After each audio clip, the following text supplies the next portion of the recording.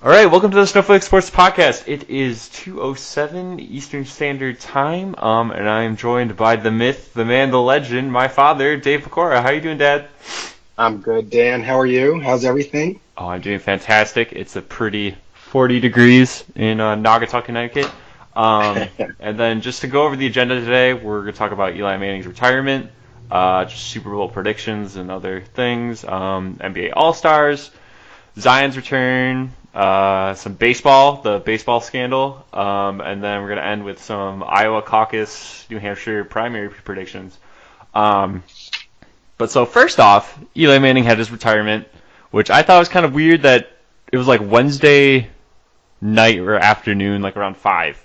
It was like, hey, he's retiring Friday.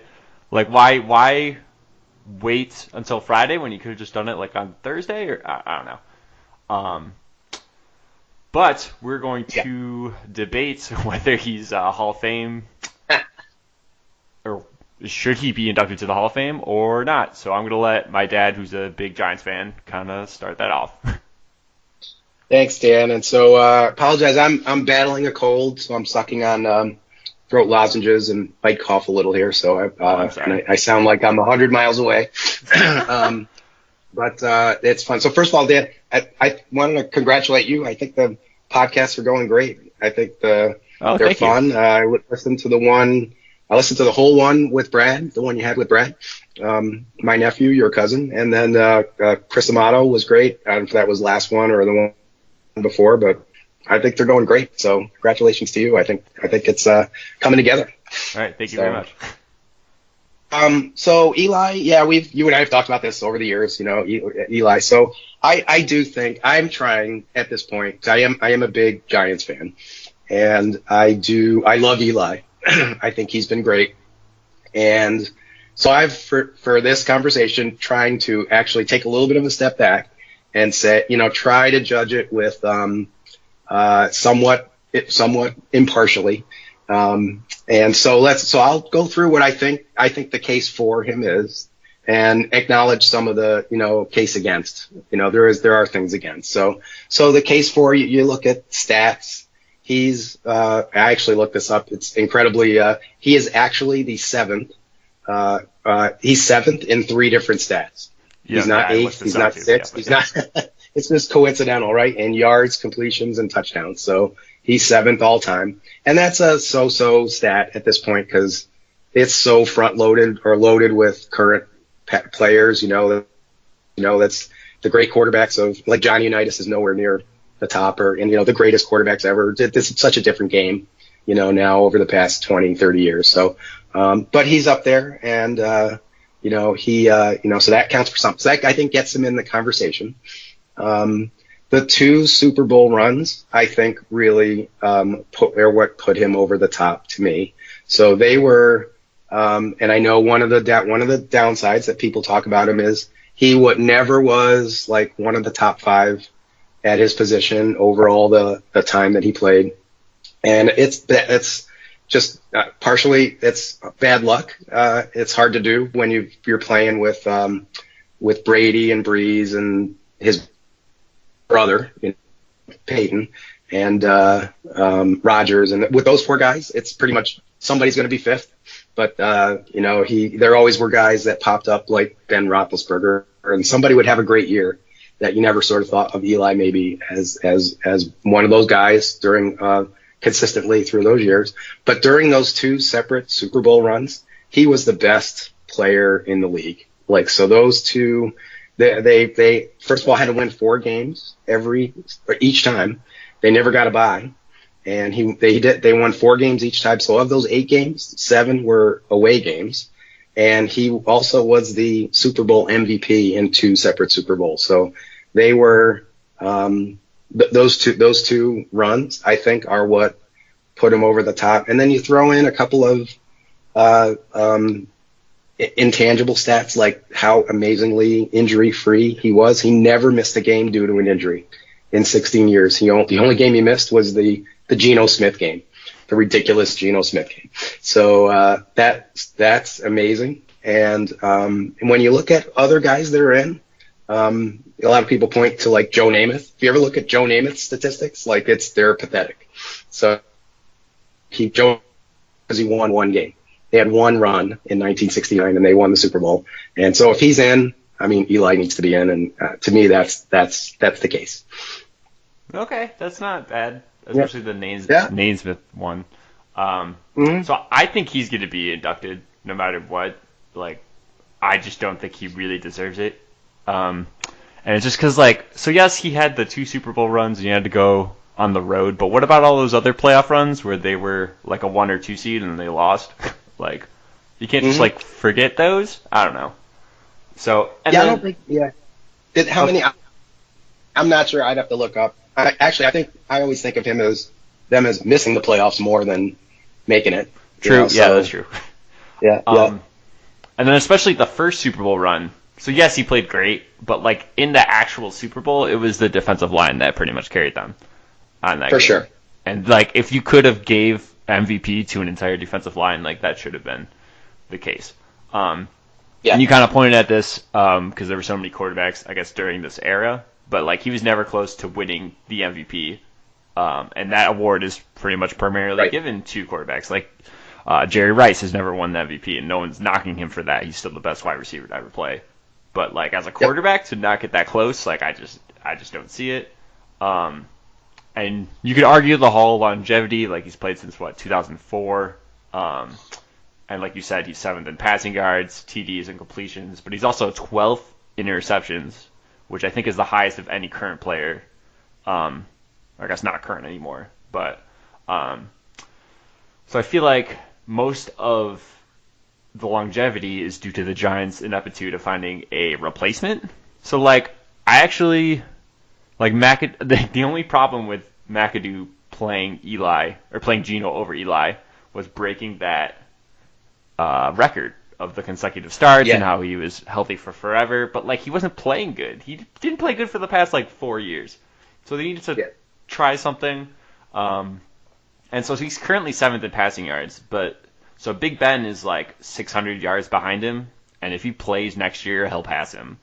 And Matt Ryan is also like 6,000 yards below him, and if he should play for another 2 more years, and if their defense is this bad, he's gonna just like inflate his stats. So he's gonna be like more like 9th. Yep. And then like Rodgers will probably catch him, Mahomes, Watson. I don't know. Like as long like I think he'll fade more in those stats. Yeah. I think Rodgers has to be above him already, right? Or is Rodgers No, he's not actually. I think he's like I didn't know that. Okay. It's kind of weird. Well, he's gonna catch him. He'll catch him. I would think so. Yeah. And then I was looking this up too. Mahomes, and who knows? Yeah. Yeah, I mean, but it's also just like you said with old like Johnny Unitas and how he's not there, or I guess Dan Fouts is like kind of around there, but he was great back then too. It's just the way the NFL's going. Everyone's passing on first down now. Like everyone's pass first friendly. So like it's going to be so much like this century and like this era now that it will be like the past. But okay, so passer rating.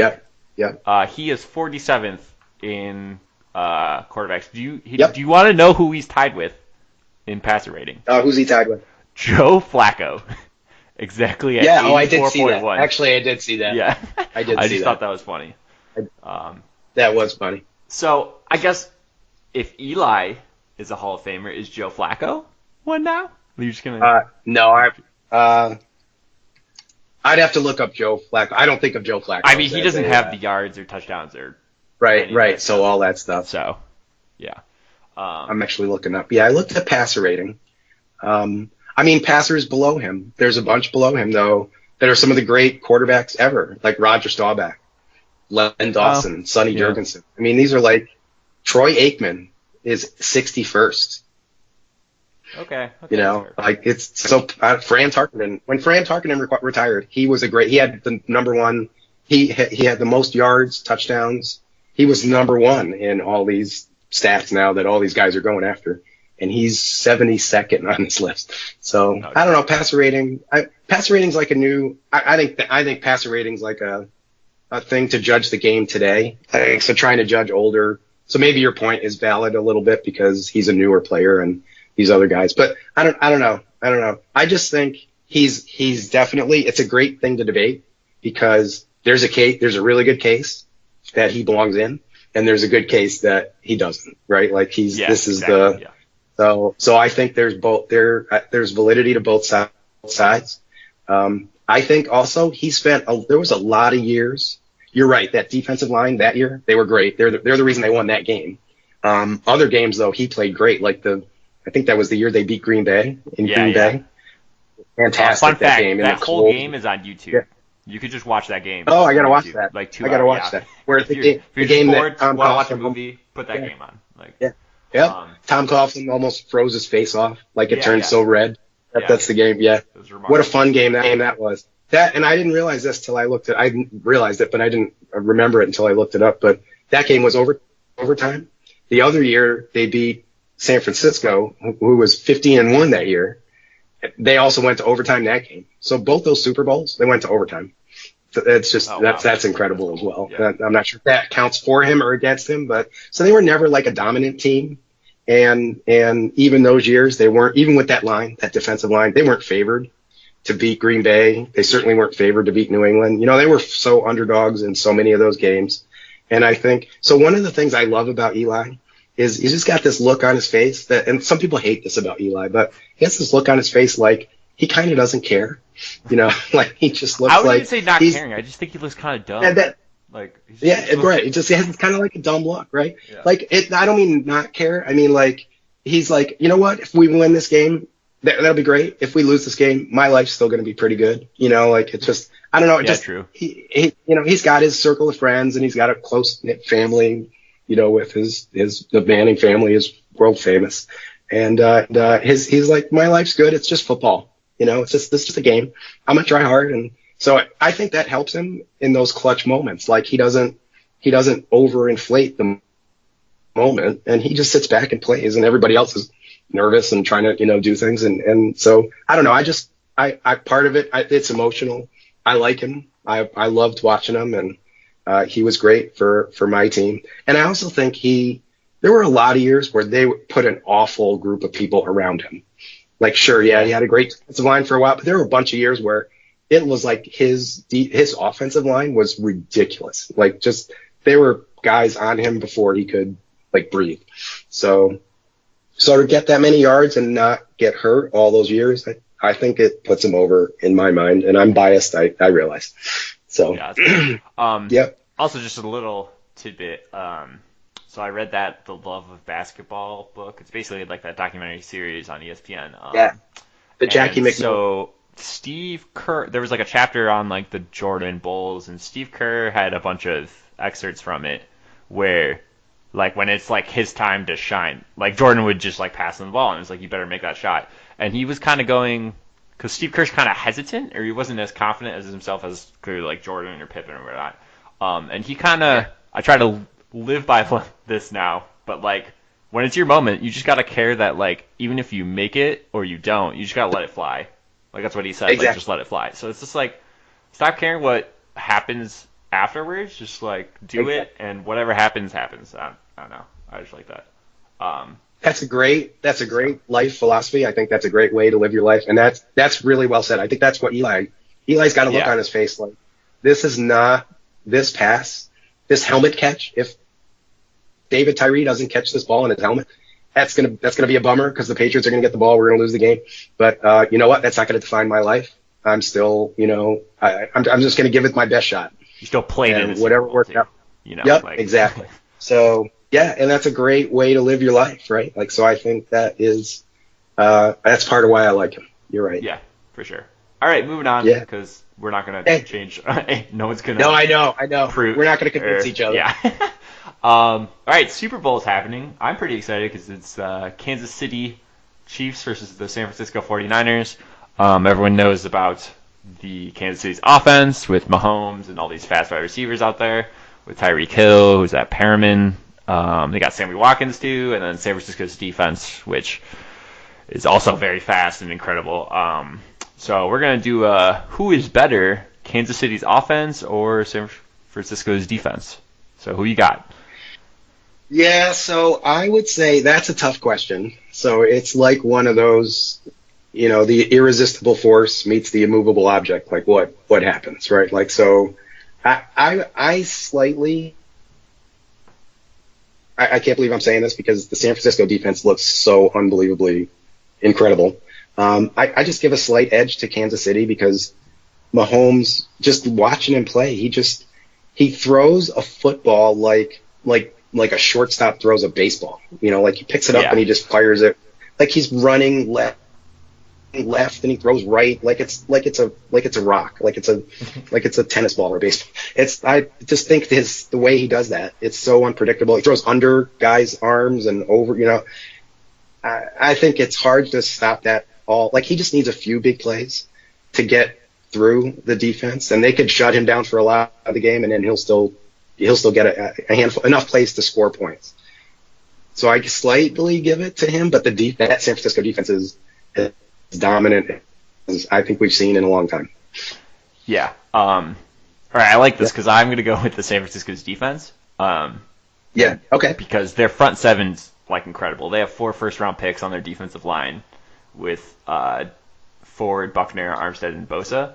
And then also you have Richard Sherman after tearing his Achilles, which is probably the worst injury a corner could face, and he's basically covering that like half of the field. Like they basically run just like a cover 3, and he's gonna, I forget if it's the left or right side, but so basically they can easily cover like 75% of the field without any problems. And like Quan Alexander's coming back, or he's came back this postseason, has been incredible. They just smoked the Packers, who I felt like kind of they were good. Like I was really hoping for a rematch of that Saints 49ers game, because that game in the regular season was probably the best of the year.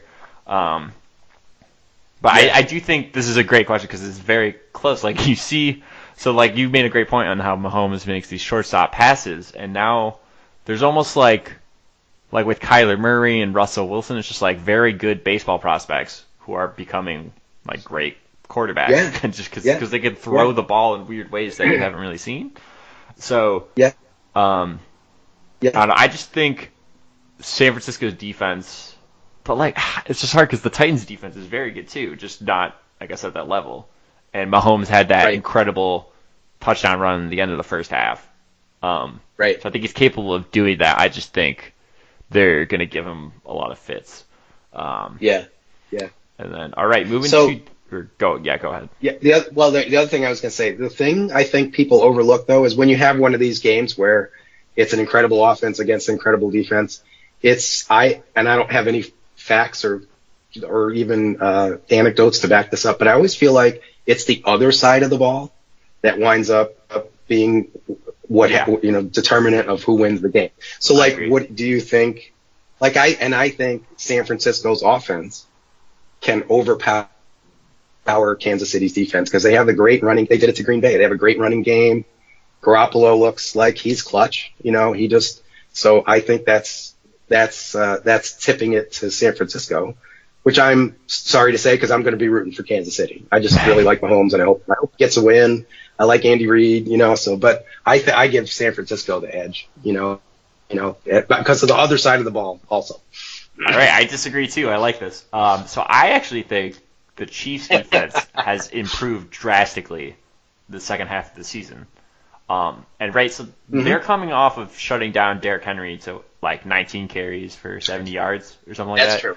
And he was like 180 yards per game. Like he was incredible. No one could stop him. Mm-hmm. They would just pack the box and like he just run through people.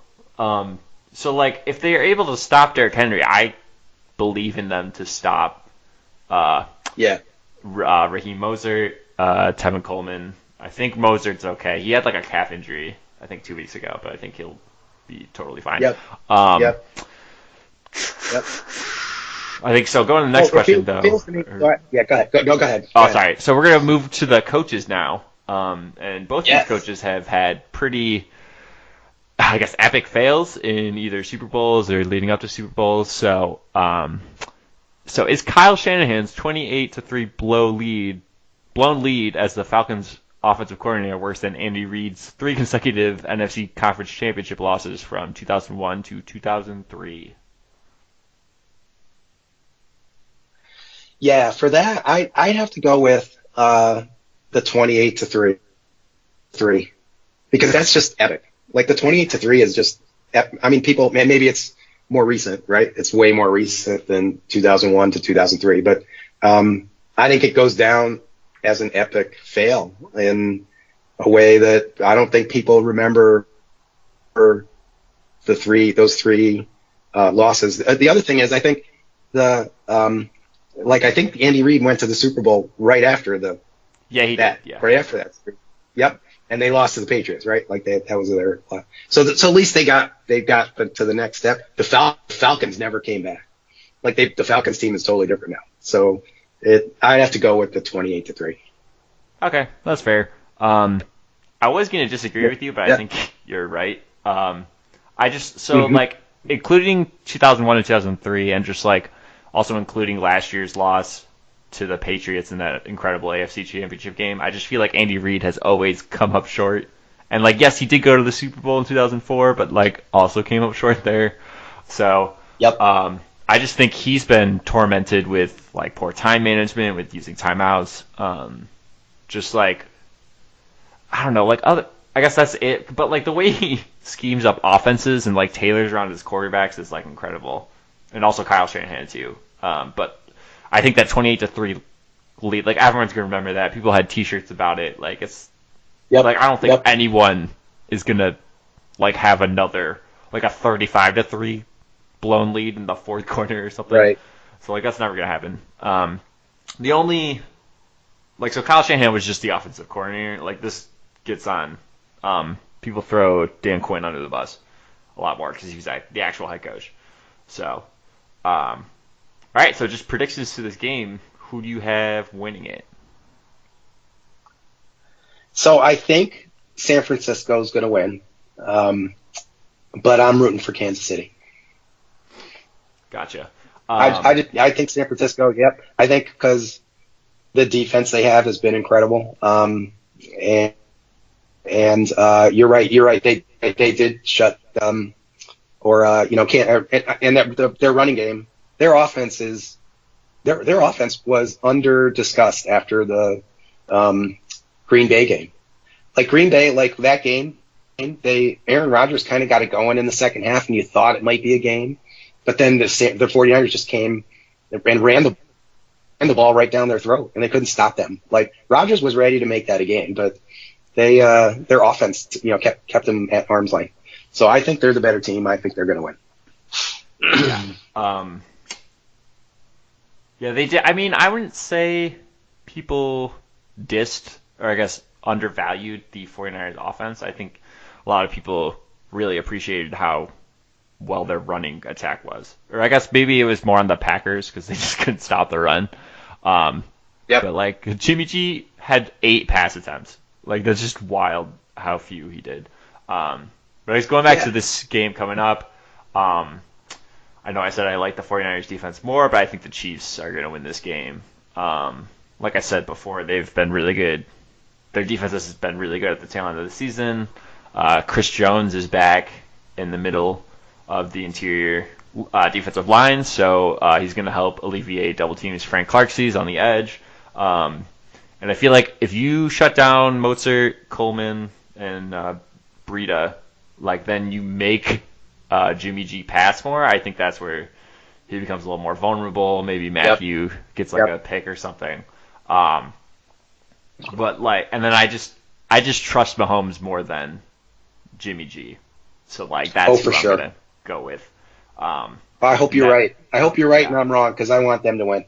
Yeah, same. I don't have a lot of love for any California teams. I don't know about you, but like, except I do like the Warriors, and I know you do too.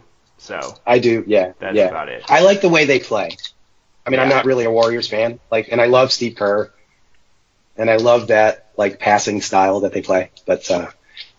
And then speaking of the NBA, so the NBA All-Star starters came out Thursday night. And so the Eastern Conference had Kemba Walker, Trae Young, Giannis Antetokounmpo, Pascal Siakam, and Joel Embiid. And then the Western Conference had James Harden, Luka Doncic, Kawhi Leonard, LeBron James, and Anthony Davis, with Giannis being the captain for the Eastern Conference and LeBron being the Western Conference captain, which is identical to last year, at least captains-wise. Okay, so starting with this, do you have any quarrels with these starters? No, I can't really quarrel with any of them. I do think Ben Simmons has been having a great year, but I can't necessarily put him above anybody that got picked on the really? East. Trae Young? Or Trae? Like I Trae guess Young? Trae. I think he's a good player. I don't know. I haven't. Do you think so? You quarrel with him? Oh, absolutely. I think he's a borderline all-star yeah. at best, and the fact that he's a starter is just ridiculous. Like, it's just Who do you think should take his spot? Ben You think Simmons. Ben Joel Embiid gets hurt for like a month or something, and then like Ben Simmons has played out of his mind, and like and a lot of people have been. It's such an up and down thing with the Sixers, like because Joel Embiid and Ben Simmons, they're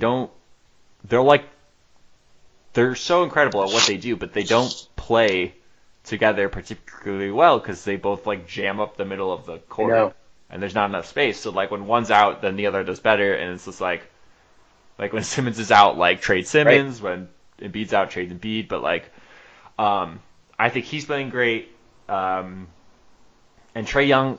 So like the way the Hawks, I feel like are function is just like, hey, we're gonna give Trae Young the ball, and he's gonna do all this incredible stuff, and we're like the new Golden State Warriors. But like, and I don't mind, or like this Hawks team, everyone was high on and thought maybe could have been a seed or something. They have 11 wins. They are worse than the Knicks, and the fact that like people are praising, I don't know. But also so not just with Ben Simmons, but just the way they do the All-Star game and the All-NBA teams where they have. Well, I think the All-Star game is a little better. I like to give kudos to them because they just do front court and back court. Like, there's technically no center for the Western Conference because Davis is a power forward. But they need to get rid of positions. Like, it should just be a positionless squad for both All-NBA and All-Star games. So Jimmy Butler has, I think, been playing like far superior than Simmons and Young, and the Heat are like one of the most surprising teams of the season so far. And he's the leader of that team, but he's technically a small forward, and you can't put him above Siakam, Giannis, or Embiid. So like, I just like I feel like when it's like that last one, it's just like it's so iffy, like then you should give it to Butler. And I have no quarrels with the Western Conference. I thought that was kind of perfect. So Butler didn't make it at all. No, but like he's gonna be a reserve, obviously. They're coming out with the reserves. Yeah, he'll be a reserve. Thursday, so because he's been great. Yeah, he's been playing great. Oh yeah. So I was going to ask you though, do they pick? How do they pick these teams? Is it because within 1 year they had like the captains pick their teams? Yeah, they do that now. That's been like 2 years. Oh, they do. So basically, LeBron picked this team. So they have you pick the starters and you pick the reserves, and then they did the live draft last year, which was amazing. So they're gonna do. I'm pretty sure that was popular, so they're gonna do that again. So then I think they basically they pick the starters first, and then they pick the reserves.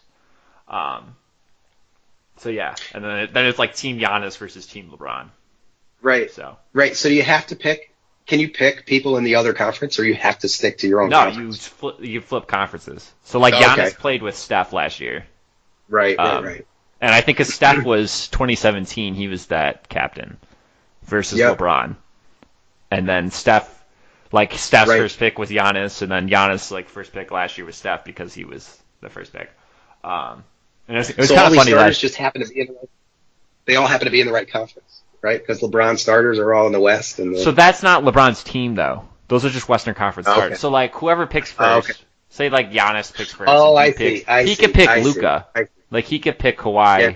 He could pick anyone from those starters. Oh, I think that's that's fun. Yeah, I think that's a lot of fun.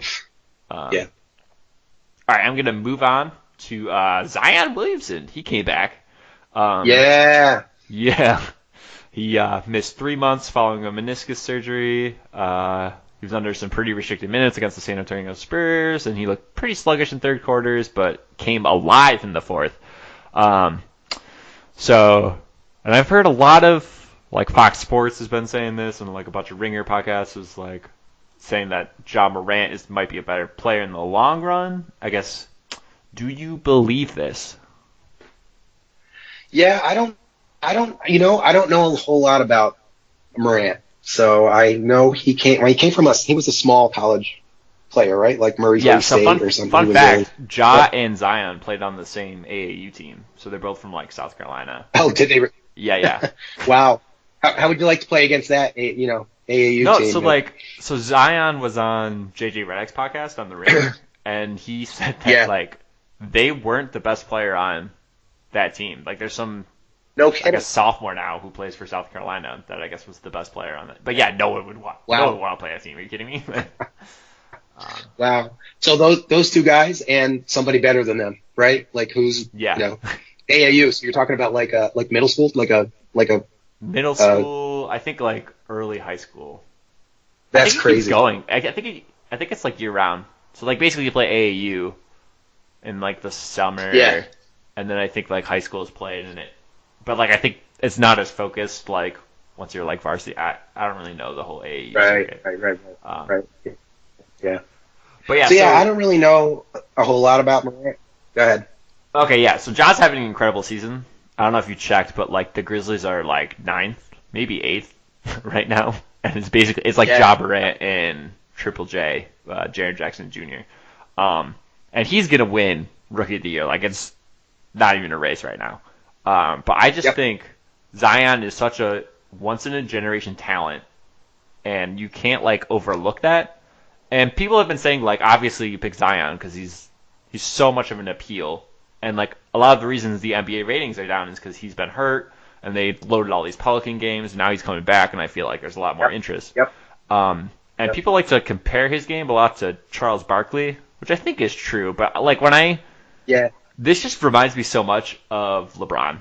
Like the hype of him beforehand. Like I knew of him when he was a sophomore, and I don't really try to pay attention to like high school, like basketball really at all. Like until like. Right. They're freshmen in college or like wherever overseas. So the hype is eerily similar. Plus, if you hear him talk and like the way he carries himself, he's so mature for a 19-year-old, which I thought LeBron was too.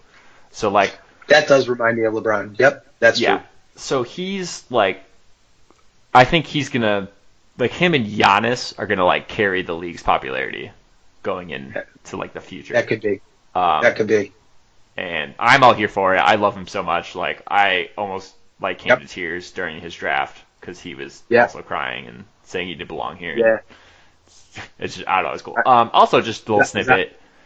Friday night against the Nuggets, he did shoot 7 of 9 from the floor, putting up 15 points and a plus 16 net rating. So, I mean, people were saying this game might have been a fluke, and maybe this Nuggets game is also a fluke. But like, I think he's doing good. But yeah, and then moving on to, or do you have any other snippets on Zion? I was just gonna say, Zion or Ja Morant, you can't. So I think even if Morant eventually becomes a better player, you have to pick Zion. Like if you're the Pelicans, you have whoever has that pick, you have to pick Williamson and just not worry about. He's the best choice, right? Like you can't not pick him. So I think we'll see how it works out, but I think he was the right choice. Yeah, absolutely. There's no way you go against it because if Zion's incredible, you're just like the idiot that didn't pick Zion. You're a total idiot. Yep. But if it doesn't work out, it's like he had so much hype, like you couldn't have not picked him. So, right. Yeah. All right. Moving to the baseball trash can scandal. So I've been talking about this. I think this will be the third straight week, which is probably too much baseball on this podcast. But so we're gonna talk about the Mets though, because they hired Luis Rojas as their new manager. Yes. And he was the Mets quality control coach, and his father is Felipe Alou, who was a 3-time All-Star and also managed in the majors with Montreal for 10 years and San Francisco for 4.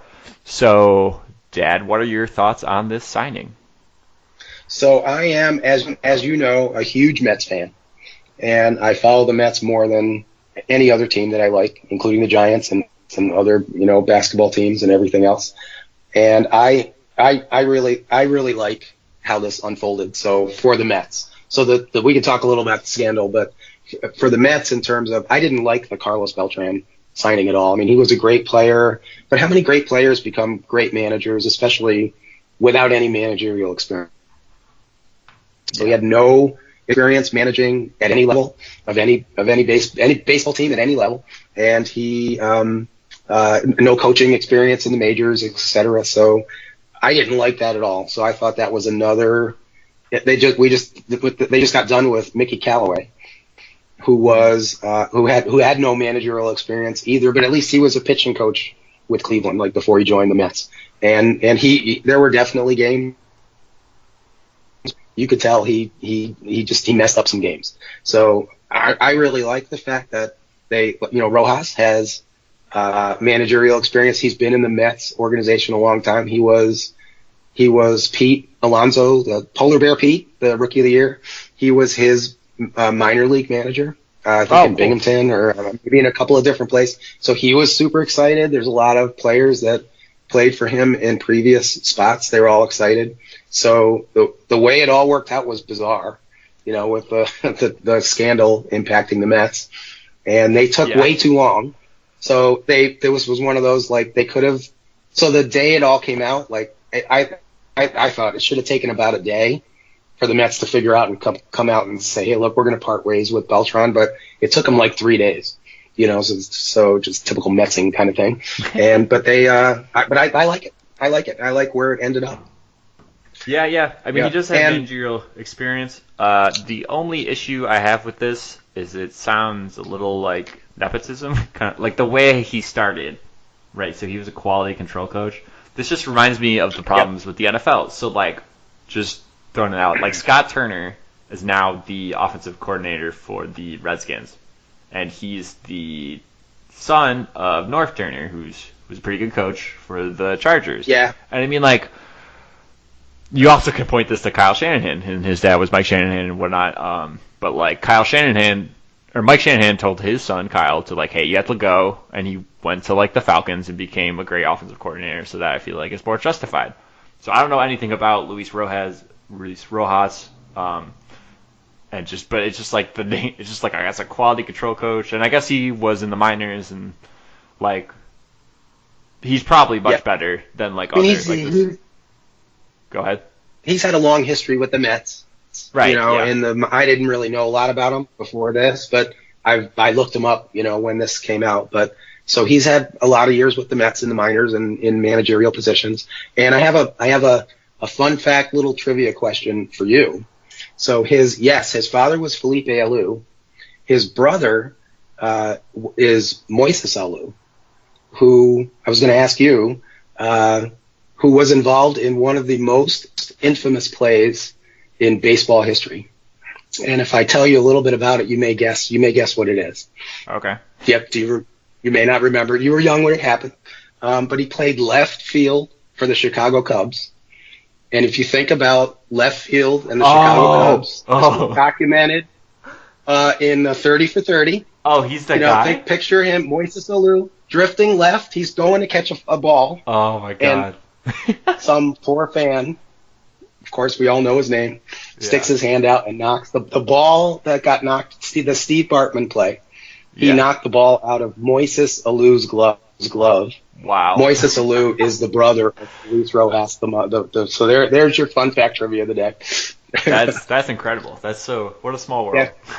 I know. Yeah, okay, yeah.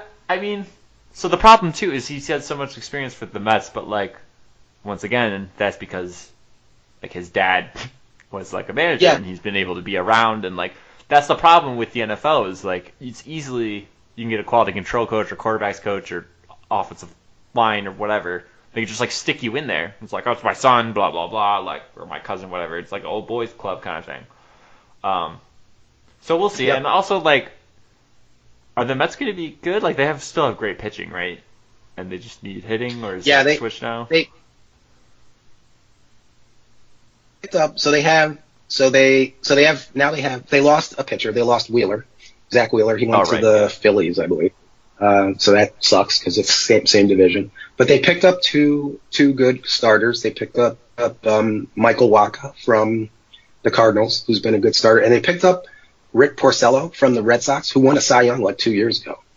But he had a bad last year. He had a bad year last year. So they now have 6 really good starters, and they might move one. I think they got to move one of those guys to the bullpen. So the real problem was not the hitting. The hitting was actually good. The Mets have never historically been a good hitting team, but last year they were a pretty good hitting team. What they really didn't have was relief pitching. They blew so many in brutal fashion, so many games at late games with relief pitching. They had Edwin Diaz, the guy who was the year before was the saves leader for the Mariners in the American League, and he comes to the Mets and he has just one blown save after another. And so they're going to give him another try.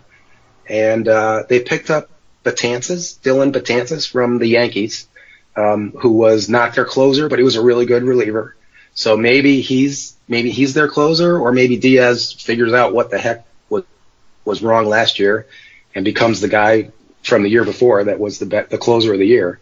And so if they could fix the bullpen, I think they got a really good team. They got some good hitting, Jeff McNeil. They got a bunch of J.D. Davis. They got a bunch of guys that are young guys that were hitting 300. Like the Mets have never had guys like that. And so it's a tough division. The Nationals got everybody back, and they won the World Series, and the Phillies got better, and the Braves won the division last year. So there's nothing easy in the National League East.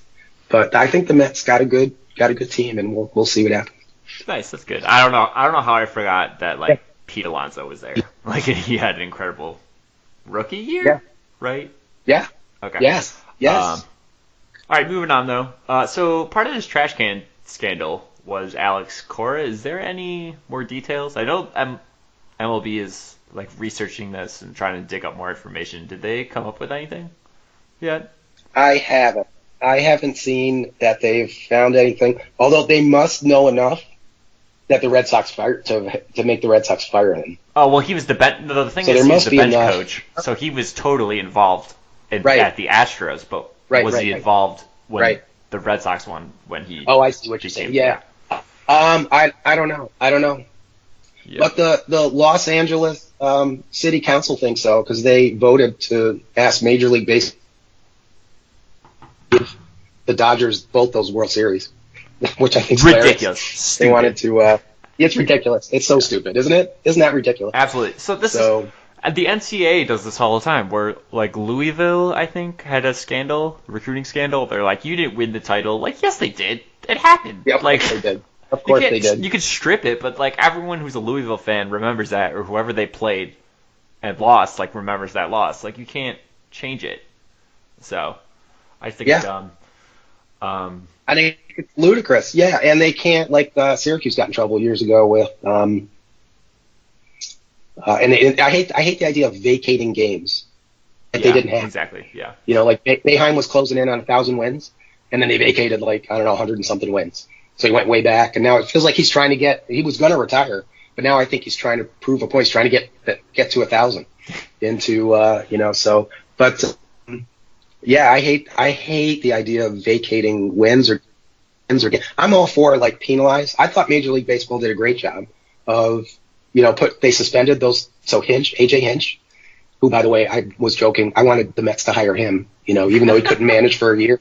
I think he's a great manager. So, so they did the right thing with him and I forget who else, but they took really good GM action. or whatever the GM. That's right. They suspended the GM. Those guys are brilliant. They're going to get jobs the next year, but so they didn't ban them for life, but they hurt their career and took action. And I thought, in comparison to the way the NFL kind of dawdled with the Patriots videotaping cheating thing a decade ago, I thought they did the right thing. So, yeah. I don't know. I kind of wish they did ban because this is bad. So I've said this before, but Alex Wood on Twitter said that he would rather face someone who was on steroids than who was stealing signs. I feel like that's just such a. It's probably the worst thing you could do like cheating wise in Yeah. baseball. I know baseball is like anything's a game.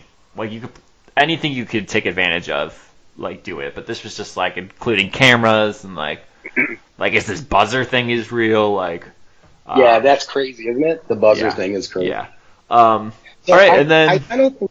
Yeah, go ahead. oh yeah, so I was just gonna move on to the Yankees. How Derek Jeter was like what 99.7 like votes for, like one vote against. I don't know if you want to state your opinions on that. I think that's ridiculous, and it proves how soft Yankee fans are, because there's only one player ever to be unanimous, which was Mariano Rivera. Which he deserved. Every voter that year, the year Mariano got in, I think, was it last year or the year before? So he's the only player that ever was unanimous. So there, I looked it up. There are 11 people that didn't vote for Babe Ruth when he was up for the Hall of Fame. Wow. I don't think there was a big controversy there. And there were 48 people that didn't vote for Cy Young.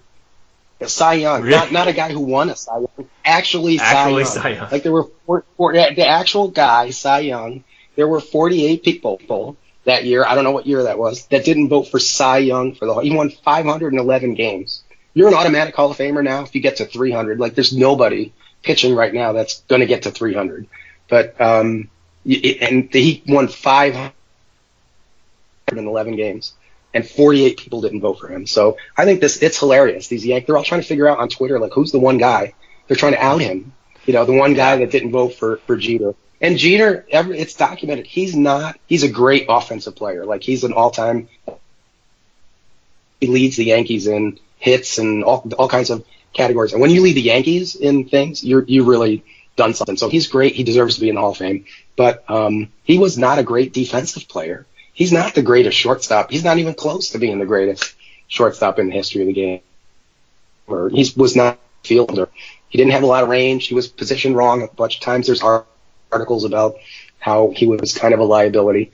And so he deserves to be in. But this like manhunt for the one guy, I don't think so. I think there should have been more guys that didn't vote for him. I mean, 11 guys didn't vote for Babe Ruth. Yeah. So yeah, that's true. I think it's hilarious.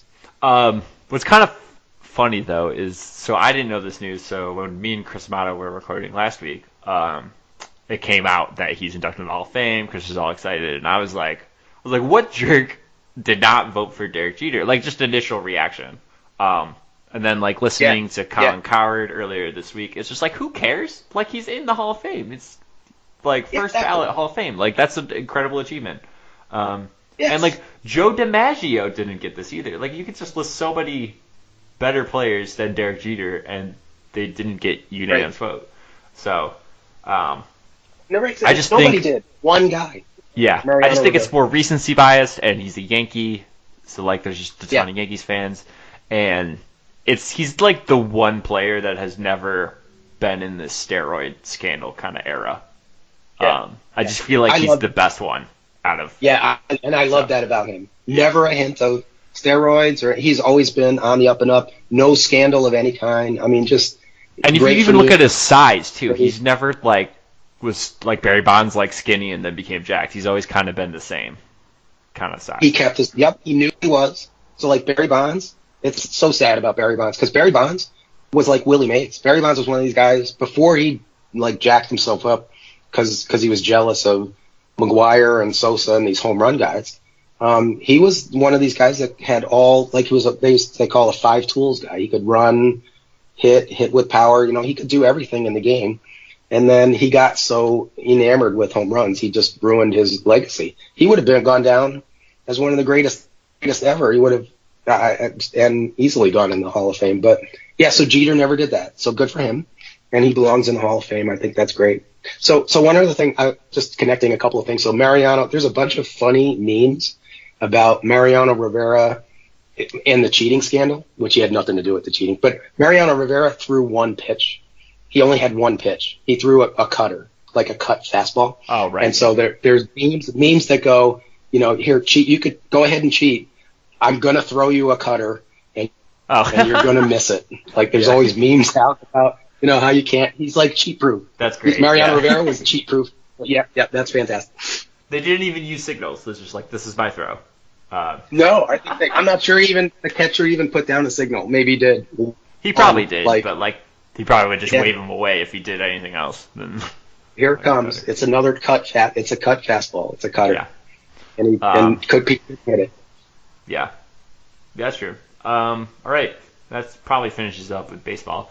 So we're Yep. going to talk about politics, and this could be the first time we do this on this podcast, but kind of the reason why I called it like Snowflake Sports Podcast, it would be like kind of sports but involving politics because it's like a snowflake. It's like, oh, you're millennial stuff, blah, blah, blah. So like, but and I'm not going to try to talk too much about policy or just like, so kind of do more of a sports related take to it, like who's going to win these primaries or caucuses, like who's doing good in the polls, kind of whatnot. So the Iowa caucus and the New Hampshire primaries are coming up. And they're really heating up. I think the Iowa caucus is fascinating when you look at all these polls and just seeing like who's winning, who's getting these like endorsements or whatnot. All right, so I'm going to start off in Iowa. All right, Dad, who do you have winning the first state? So I think latest polls, I think Bernie is really surging now. Like he Yeah, really does look like he's peaking at the right time, and he's it's an incredible comeback from a few months ago when he had a heart attack and Warren was surging and kind of taking his base, but now it feels like Warren's really stumbled lately, and Bernie's the authentic progressive, that and Warren's really stumbling back. So I think it's between Bernie and I think Joe Biden is the most fascinating figure in the campaign because everybody thinks, and especially everybody in your age group, everybody millennial, has written him off forever. Like they just don't think he's ever gonna make it. Like they'd be shocked, I think, if he got, but he's still leading in national polls, and he's right there in this four-way race for Iowa. So I think Bernie wins Iowa, and then I think New Hampshire, I think always seems to make whoever wins Iowa lose. I almost think they're like a contrarian thing. It's like a not so fast, my friend kind of thing. They want there to be a race, and so they'll pick somebody. So I'll bet you and Biden's right there. So maybe Biden wins New Hampshire, and then it's a race, and then it's South Carolina, and then I think it favors Biden. So I think Bernie wins Iowa, but I think the thing is, it's kind of coming into Biden's.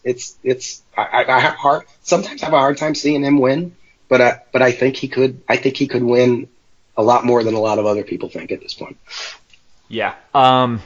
So I think a lot of millennials do think Biden could win. Like, so I think Mayor Pete was like a big, like upstart, I guess, and I think he kind of peaked a little too early, and now has kind of dipped. He did. He fell back. Yep. Yeah. So like, but I feel like you have to know that like Joe Biden carries so much weight because he was Obama's VP. Like he could just attach his name and people are just going to vote for him, and it doesn't matter if they watch a debate or what he's done with like women in the past. Like it's just people are just like I think that's like if you're a Bernie supporter or a Warren supporter, like Biden is your opponent. Yeah. So I think Biden's going to win Iowa. I just like the way I feel like Iowa votes. It's like Midwestern, like more moderate. Like they're going to go more like a Biden route. I really thought Mayor Pete was going to win this. Like if you asked me like a month ago, but he's just kind of dipped more. Yeah. And if he's like third in Iowa, I think he's pretty much done. Yeah. And then it's just interesting. So Bernie, I think I got the polls right here. So he's +7 over Buttigieg in the New York Times one. And then the other ones, like Sanders is up by 1 on Biden. Biden's up by 6 again. And then Sanders was up by 3. So that's all. I think that's all the polls from January. So, but it's super tight. And like Warren got the Des Moines Register endorsement today. So it's just like who's gonna win? Like I don't know. Caucuses are so interesting with just the whole 15% viable kind of thing, and just like people like yelling at each other, trying to convince them to do it. Like, so So I think this is a toss-up. I still think Biden wins. So going off your point and how New Hampshire is just contrarian, just like this weird libertarian state where it just like doesn't really want to follow the rules, I think Sanders wins New Hampshire. I just think like it's either got to be him, or I guess Biden is close too. But like he's from Vermont. Like isn't it close enough that people like that he's been saying the same things for 40 years? Like I just think New Hampshire is much more solid for Sanders, and Iowa is more of a toss-up. I don't know. Right.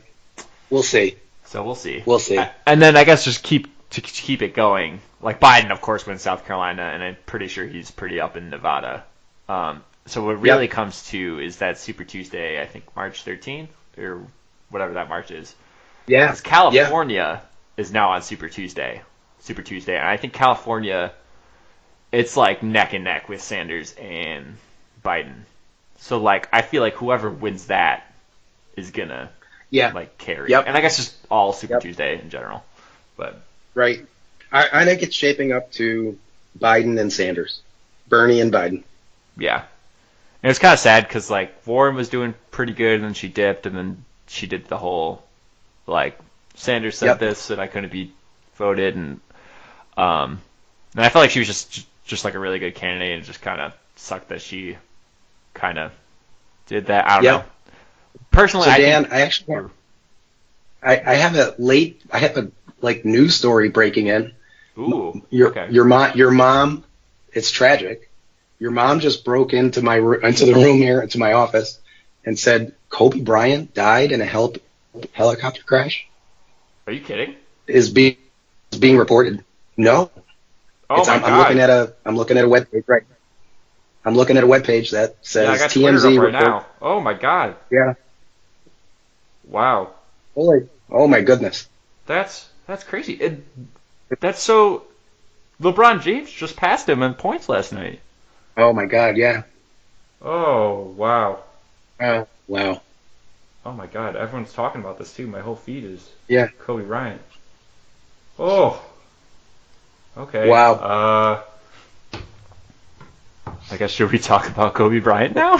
Probably. I don't know. I maybe. I mean, Black Mamba. He was one of the best I ever played. He was inefficient. Yeah, of course. I guess reading off that book, I never knew that he was like well, I guess this is always a side thing, but he always really liked soccer, and he was always like really intelligent. And his quarrels with like Shaq was that Shaq like always ate like Big Macs and just like didn't put in the ethic or the worth ethic.